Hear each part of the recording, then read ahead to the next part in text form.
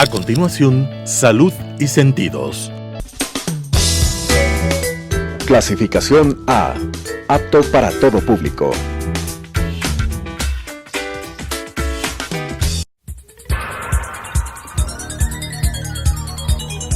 Las opiniones vertidas en este espacio por la producción y dirección del programa son de exclusiva responsabilidad de sus autores y de quienes intervienen en ellos. Telesucesos Canal 29 UHF presenta Salud y Sentidos, un programa dirigido a la comunidad con temas de la otorrinolaringología, con la conducción del doctor Esteban Serrano. Salud y Sentidos. Estimados televidentes, hoy tenemos el gusto de mantener esta conversación con el doctor Gustavo Cañar. Él es médico otorrinolaringólogo, tratante del Hospital San Francisco de Líes. Adicionalmente, su práctica privada la realiza en el Hospital Metropolitano, el Hospital Los Andes. Tiene una subespecialidad precisamente en lo que es cirugía del sueño. El tema que vamos a tratar hoy es precisamente roncopatías. Bienvenido, doctor Cañar. Explíquenos de qué se trata este término de roncopatías. Claro que sí. Bueno, habla de dos términos importantes, ¿no es cierto? Lo que es el ronquido, pero implica esa parte de la apatía, es decir, que es patológico. ¿Por qué? Porque no es normal roncar. Entonces ese es un término que es bien importante y es muy, muy importante también decirlo aquí a la ciudadanía que nos está escuchando, que roncar no es normal. Es un proceso que es frecuente, es muy frecuente en ciertos momentos de la vida, incluso es más frecuente, pero como tal no se puede decir que sea normal. Está considerado dentro de un grupo de enfermedades que se llaman trastornos respiratorios del sueño. Estos trastornos respiratorios del sueño tienen varias etapas, varios grupos patológicos, de los cuales pues hablaremos ahorita más adelante, pero fundamentalmente es de eso. La roncopatía como tal, o el ronquido, es el ruido que producen las vías aéreas superiores al dormir, el ruido anómalo que producen las vías aéreas al dormir. Se produce por vibración de los tejidos, puede ser el paladar, a veces de la base de lengua, a veces la epiglotis incluso, las paredes de la faringe con mucha frecuencia, y generalmente implican una alteración en la calidad o cantidad del sueño. Eso es importante también porque muchas veces, y hasta hace pocos años yo tengo entendido, como que no se le daba mayor importancia, a pesar de que en nuestras consultas es muy frecuente la queja del esposo o de la esposa. Dice, ronca mucho, ya no soporto los ronquidos, pero como que se ha tomado a la ligera, pero en estos últimos años, yo diría una década atrás, como que ya la medicina puso ojo a este tipo de patología, ¿no? El roncador que no permite dormir a los demás, él mismo tiene un sueño poco reconfortable. ¿Cuáles son las causas del ronquido, doctor? Claro que sí.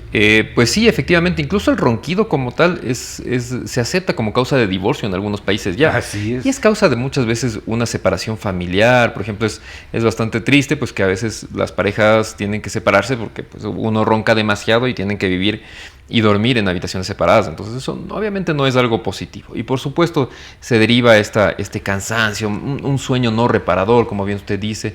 Entonces todo esto es evidentemente algo malo, es algo patológico, algo que se debe tratar. Y a partir del conocimiento y de los nuevos desarrollos pues, que hay en la medicina en todos los ámbitos, también en esta parte respiratoria del sueño, se ha ido desarrollando y se ha entendido mejor las causas y las consecuencias de esta patología. La causa fundamental realmente es la forma que tiene nuestra cara como seres humanos. Entonces, si uno puede imaginarse cómo son nuestros parientes animales, todos tienen hocicos, todos tienen una proyección mayor en la parte de la mandíbula, de la nariz, hacia adelante, ¿no es cierto? Como los perritos, los gatitos. ¿Qué pasa, por ejemplo, con estos perritos que son genéticamente modificados para ser más chatos? Estos perritos, los pug, los bulldog ingleses, que son genéticamente modificados para ser así, roncan. Tienen respiración ruidosa, están ahí haciendo ruido generalmente. Entonces el ser humano ha llegado a esta misma, podríamos decir, modificación craneal a través de la evolución. Se piensa que los mismos procesos que han permitido que nosotros tengamos un muy buen lenguaje, una gran expresión facial, que finalmente es algo que nos hace seres humanos como tal, en detrimento ha llevado que la vía aérea tiene un espacio mucho menor. Todo el cajón donde tiene que meterse la vía aérea es estrecho. Entonces esto en muchas personas, por eso digo, es frecuente, pero no es normal, ha producido este proceso. Entonces esa es la causa fundamental, que tenemos una vía aérea alterada con relación al resto de muchos, la mayoría de animales, ¿ya? Es el costo que nos ha dado la evolución para poder comunicarnos como hemos podido comunicarnos actualmente, al menos así parece. Incluso si se pone a ver, por ejemplo, ya que hay personas que nacen sin terceros molares, o sea, todo hace pensar que la evolución tiende más hacia eso, hacia que cada vez el tercio inferior de la cara se va a hacer más estrecho. Entonces, probablemente cada vez más problemas allí. Si a ese problema, a esa ya estructura anatómica per se estrecha, le aumenta una gran epidemia actual, como es la obesidad, el sobrepeso, que hace que ya en un espacio que es un poco confinado, usted aumenta grasa en los tejidos, porque cuando uno engorda, no solo engorda el estómago, la barriga, la papada, sino también la lengua, la faringe. Todos esos lugares tienen grasa. Entonces eso hace que también sea cada vez más estrecho, más probabilidades de roncar, más probabilidad de tener incluso ahogos. Además de eso, hay algunos otros procesos que contribuyen al inicio de que se produzca este proceso, ¿no es cierto? Por ejemplo, la alteración neuromuscular, se sabe que las personas mayores, así como se ponen un poco más débiles en el cuerpo, también la faringe, la lengua se vuelve más débil. Por eso en abuelitos, en ancianos, es más frecuente incluso el ronquido y las apneas. Tal vez en personas que nunca han roncado, pues a partir de cierta edad pueden empezar a roncar. Eso es así. Y hay otras alteraciones como el control respiratorio que hace que también cuando, por ejemplo, dependiendo de la altura, hay personas que en la altura, viviendo en Quito, roncan, tienen problemas de sueño y en cambio van a la costa y no. Entonces eso también hay una relación allí. Entonces es complejo, pero para facilitarlo podríamos decir que esas son las partes fundamentales. Las alteraciones estructurales del tabique. Claro que sí. Entonces, si ya hablamos de la vía aérea, ¿no es cierto? Ya decimos que es un problema de que nuestra vía aérea es per se estrecha. Si a eso le añadimos cualquier alteración sobre la vía aérea, por ejemplo, una alteración nasal, una nariz que no funciona bien, unos cornetes muy grandes, es más probable efectivamente tener un problema de sueño. O unas amígdalas muy grandes, lo mismo, todos los hemos visto, ¿no es cierto?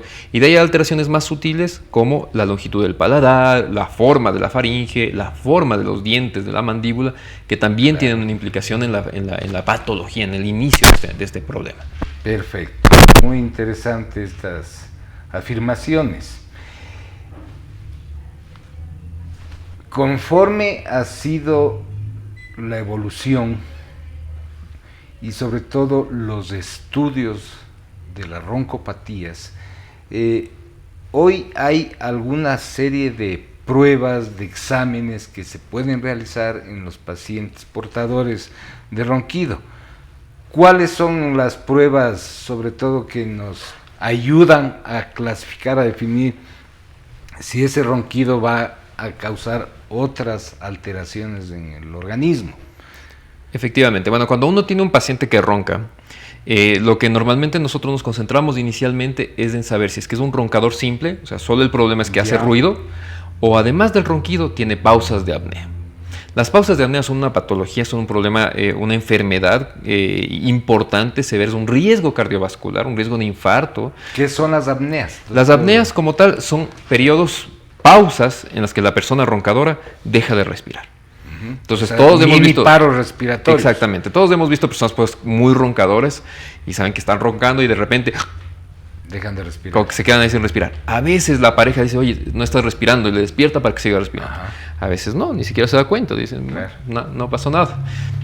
Pero cuando esto sucede de forma muy repetitiva, produce graves alteraciones en todo el organismo. Hay un criterio que debe pensar pues, las personas que nos ven, y es que nosotros pasamos un tercio de nuestra vida durmiendo. Entonces, por algo ha de ser, ¿no es cierto? Por algo será que la evolución no ha quitado todas esas horas. El sueño es extremadamente importante para la fisiología, para el buen funcionamiento del organismo. Dentro de la salud, podríamos decir que hay tres grandes patitas sobre las cuales se asienta un banco que sería nuestra salud. Uno, la dieta. Ya todos sabemos la importancia de la dieta en nuestra salud. Otro, el ejercicio. Todos conocemos pues, que el ejercicio es importante para tener una buena calidad de vida y cantidad de vida. El tercero es el sueño. Necesitamos tener una buena calidad de sueño para tener una buena calidad de vida y una vida longeva, pero bien, o sea, estando bien, no estando demente, no estando con 3, 4 infartos encima. Entonces, es importante esas tres partes. Sí, porque a veces hay, perdón que le interrumpa, el concepto, hay gente que es hiperactiva, muy trabajadora, entonces dice, para dormir después de la muerte. Claro. Pero antes yo no quiero perder mi tiempo durmiendo, y no es en realidad un concepto cierto, como usted bien dice. El sueño tiene que ser reparador, precisamente para poder funcionar tranquilamente en el transcurso del día.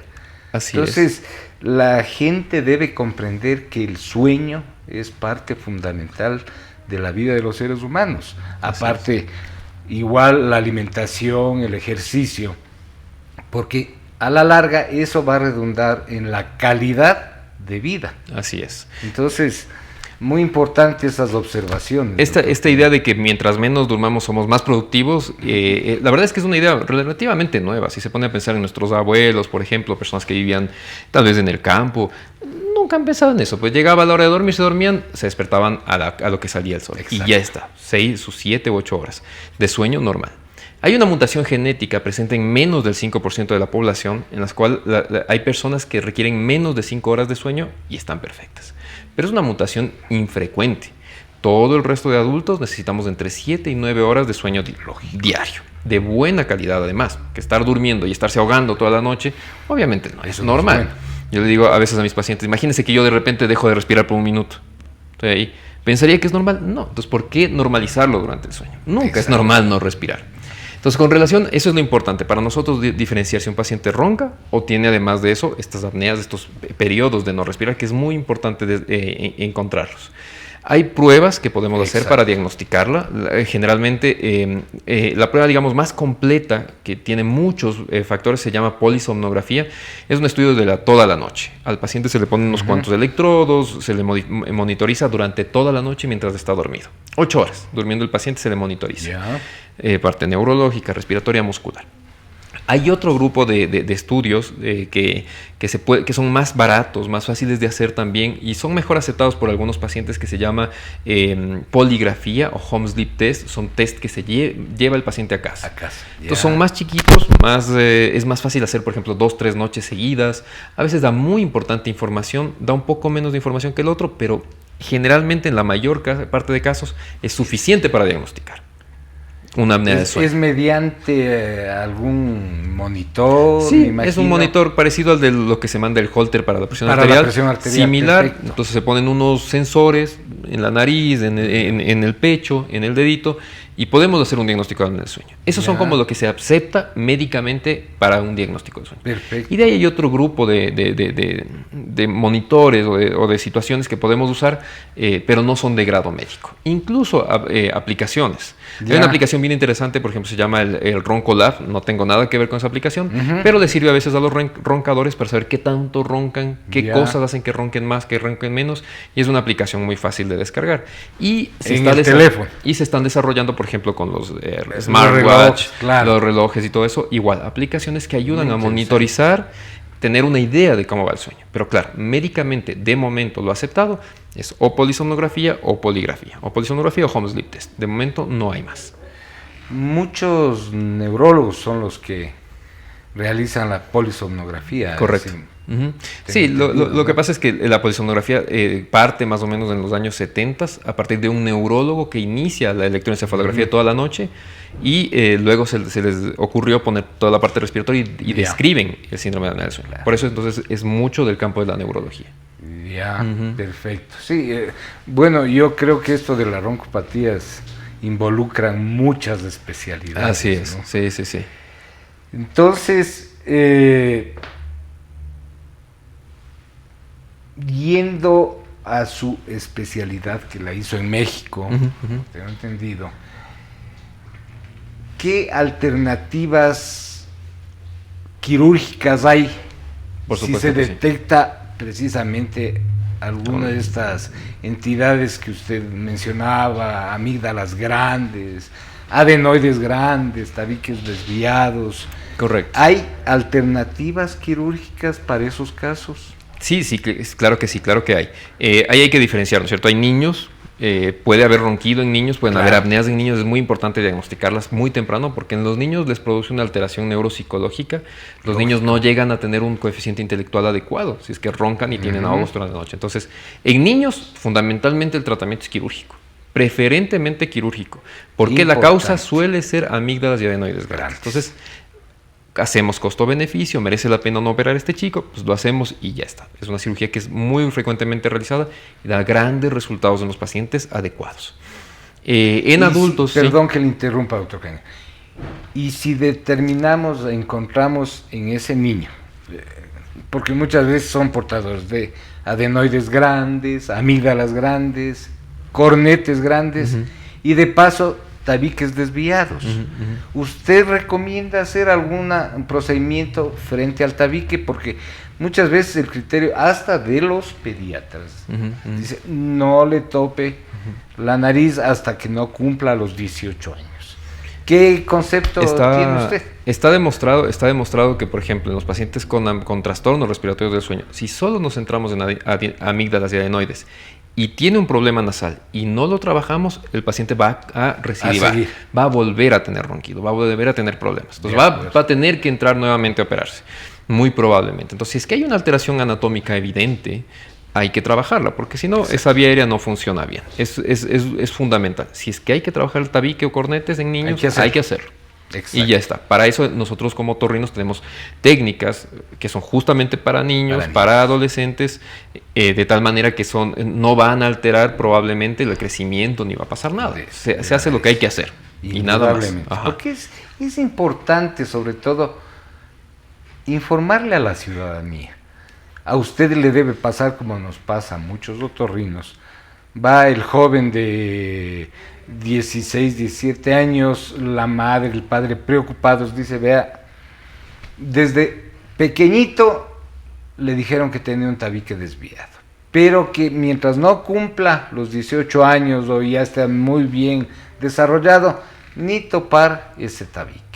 Entonces la ciudadanía debe comprender, y nosotros como otorrinos en realidad les decimos, vea, discrepamos con esos criterios porque hasta que ya se resuelva ese problema obstructivo, ya ha dejado secuelas, mala posición dentaria, mala oxigenación cerebral, mal desarrollo.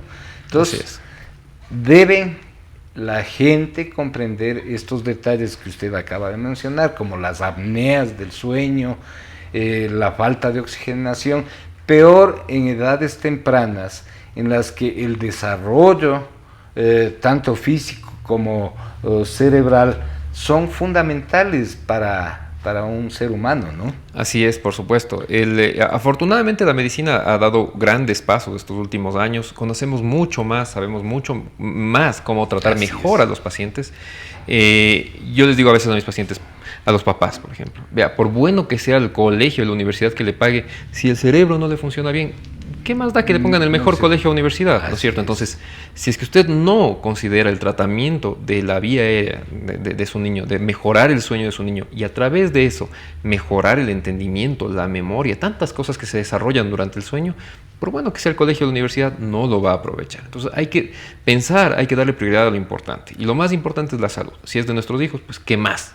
A veces hay que hacer lo que hay que hacer, no hacemos las cosas de gana, nadie se mete a operar lo que no es, hay que hacer lo que hay que hacer, en ocasiones hay que operar y en ocasiones no, pero necesita ser valorado ese paciente. Totalmente de acuerdo.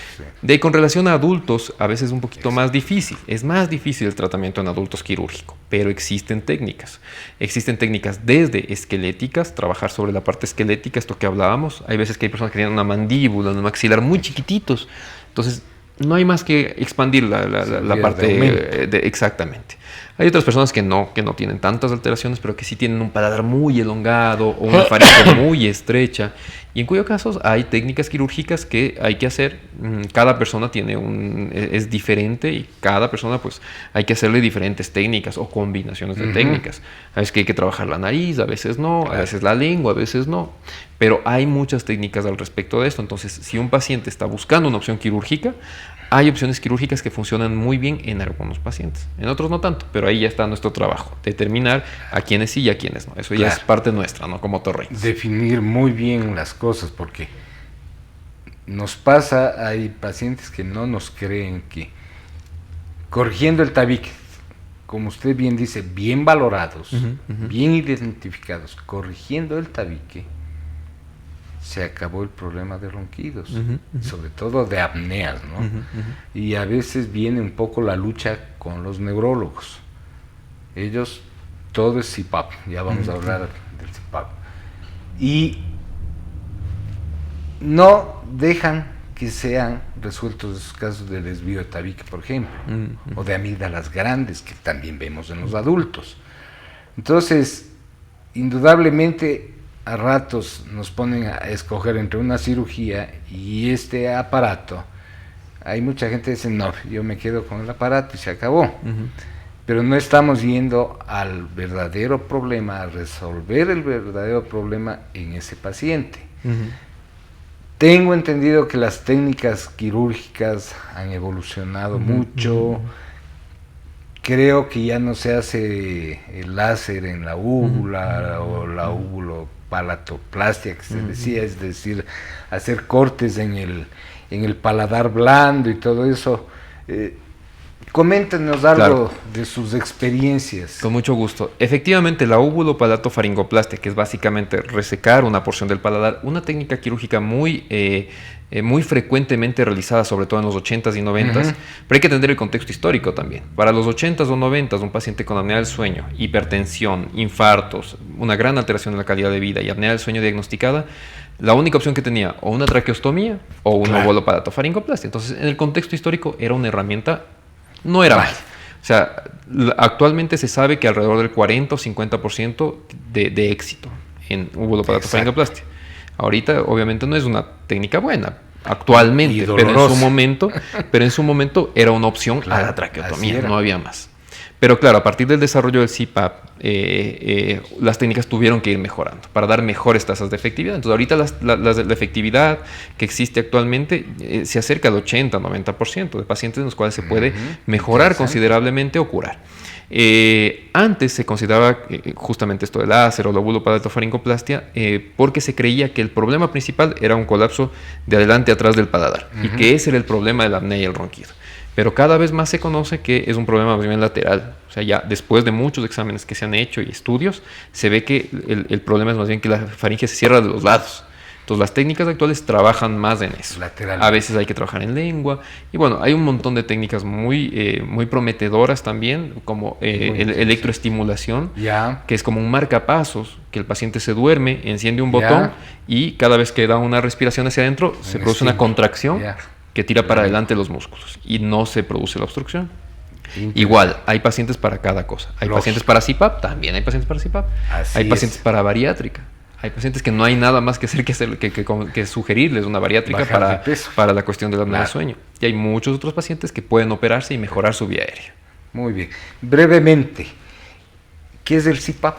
El CPAP básicamente es un compresor de aire. Entonces, lo que hace es, hay que comprender que en la vía aérea normalmente tiene que estar abierta tanto de día como de noche, cuando uno está despierto y cuando uno está dormido. A ratos hay personas que tienen una tendencia a que esa vía se colapse, ¿cierto? Ante cierta presión que puede ser negativa, por ejemplo, menos 2 centímetros de agua, se colapsa.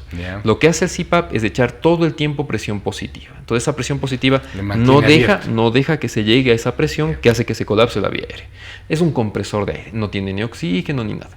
Puramente compresor. Compresión de aire. O sea, usted duerme y usted siente que entra aire a presión.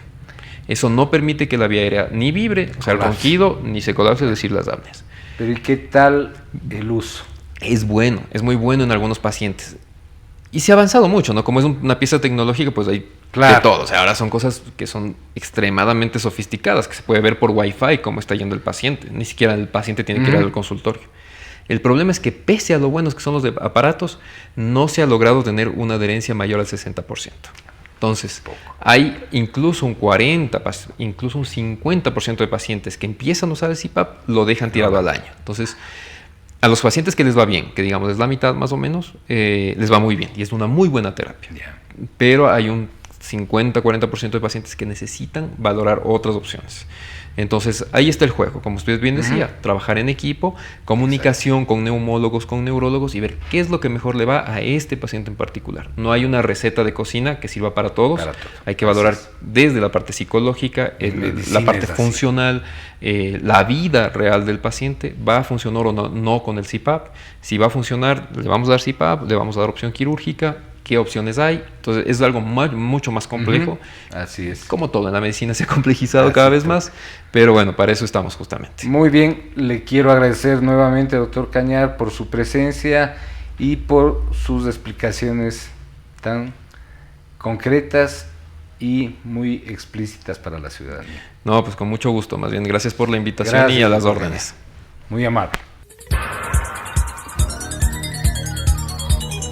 Las opiniones vertidas en este espacio por la producción y dirección del programa son de exclusiva responsabilidad de sus autores y de quienes intervienen en ellos. Telesucesos Canal 29 UHF presentó Salud y Sentidos, un programa dirigido a la comunidad con temas de la otorrinolaringología, con la conducción del doctor Esteban Serrano. Salud y Sentidos,